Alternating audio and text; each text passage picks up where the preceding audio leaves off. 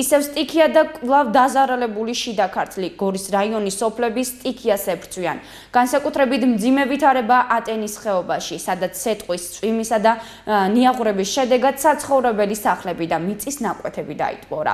დაზარალებულ სოფლებში არსებულ ვითარებას დღეს დილიდან გორის მუნიციპალიტეტის გამგებელი ეცნობა.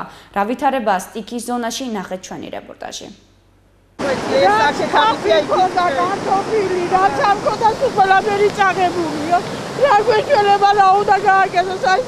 ძლიერი სეტყვის, წვიმის და მოვარდნილი ღვარცობის შედეგად გორის მუნიციპალიტეტში ყველაზე მეტად ატენის ხეობის სოფლები დაზარალდა.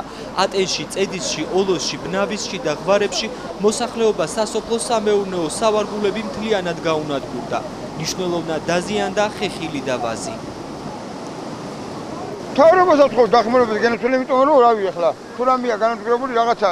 თუნდაც ნახევრად მესამედი დაგვეხმარო, მესამედი მაინცა რა. რო აქვს საშუალება კი არა, თუ ნამუსი გააჩინეთ, მესამედი დაგვეხმარო.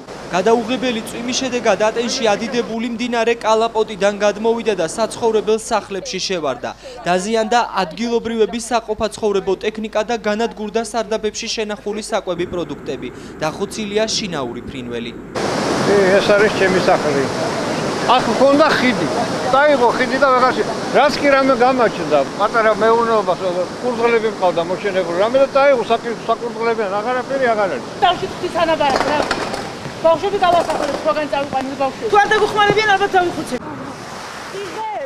თიდან მოვარდნილმა ნიაღვრებმა ხეობაში რამდენიმე ადგილზე სასოფლო გზებიც ჩახერგა. გუში მთელი ღამის განმავლობაში ადგილზე სამაშველო სამსახურის თანამშრომლები მუშაობდნენ. სტიქიის ზონაში იმყოფებოდა გორის მუნიციპალიტეტის გამგებელიც. ამჟამად უკვე მობილიზებულია და დაუყოვნებლივ მუშაობას შეუდგა სახანძრო და სამაშველო სამსახურები. ტექნიკაც უკვე სრულიად არის მობილიზებული, რომ დროულად მოხდეს სტიქიის შედეგების ლიკვიდაცია.